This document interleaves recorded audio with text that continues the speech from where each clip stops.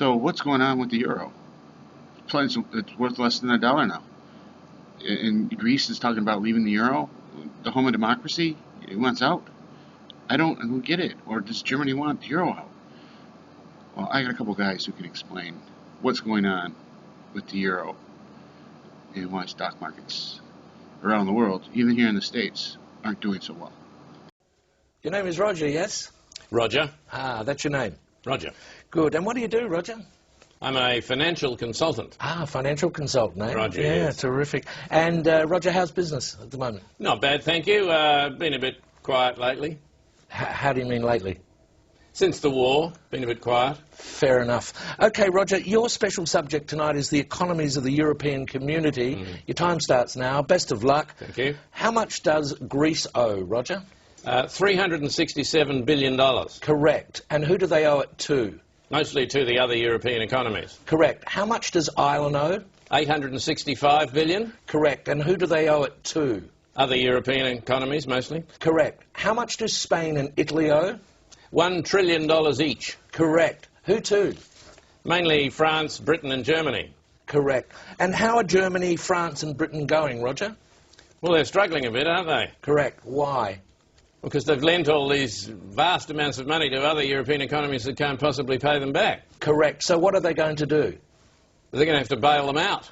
Correct. Where are they getting the money to do that, Roger?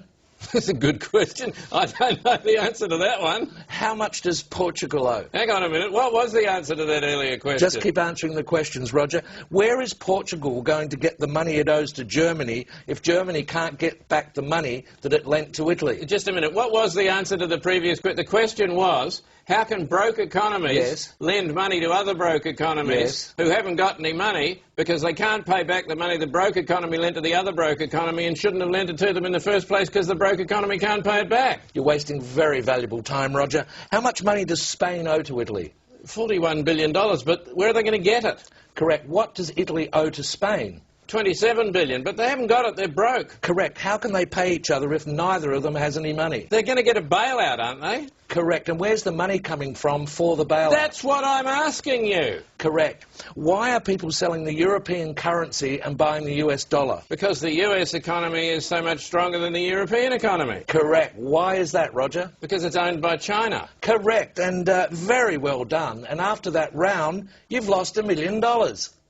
I've lost $1 million. I thought you said well done. Yes, well done. You've only lost $1 million. That's an extraordinary performance, Roger. I've only lost $1 million. Very well done. And that's quite good, is it? Oh, it's excellent. Sell everything immediately. The Greek government just employed capital controls. This photo is just from a day ago. Long lines in Greek banks, and they're only allowed to take out $60 a day at the ATM. Why would a government impose capital controls? Well, because all governments have the same problem. With internet shopping and credit cards, it might seem like we're using less cold hard cash, but there are actually more dollar bills around than ever before. According to the Federal Reserve, towards the end of June this year, there was more United States currency in circulation than ever before, at a total amount of $1.19 trillion. While the total amount of currency is increasing, smaller denomination bills are being used less, and more people are storing away their money using $100 bills. During the recession and financial crisis between 2007 and 2009, the amount of currency in circulation increased substantially. Most of the cash out there is not being held by banks, but rather by individual citizens. John Williams, the president of the San Francisco Federal Reserve, estimates that about $400 billion is being held in cash by American citizens, which averages out to about $1,300 per person. But a lot of the US currency is also being used abroad. Actually measuring how many greenbacks are being used in other countries is hard to pin down, but in the mid-1990s, the Federal Reserve estimated that over $200 billion in cash was being held or used in other countries.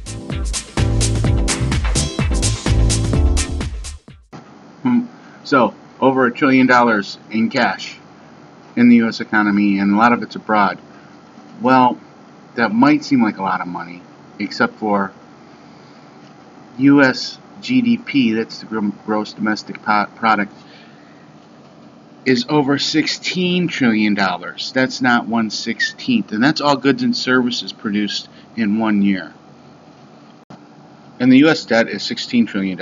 If you combine the two, you're at $32 trillion, and there's only $1 trillion, just over $1 trillion in circulation. This isn't a banking problem. This is a systemic problem. The whole system's underfunded in hard cash. Granted, we probably don't need the whole $16 trillion, but I think, and we're not even talking about prior years, the GDP from 10, 12, 13, the 2000s. We're not even talking that. But the problem's systemic. It isn't a banking problem. The system is not set up properly. And I'm not even getting into unfunded liabilities. Some people have it around 20 trillion, and other people place it as high as 200 trillion. It's too argumentative and speculative to even guess what the government is hiding off their books. So, honestly, there's really no need to keep money in the bank. You're not getting anything in interest compared to inflation. And on top of that, read the fine print, people. It says you're an unsecured lender. So don't keep anything in the bank that you cannot afford to lose.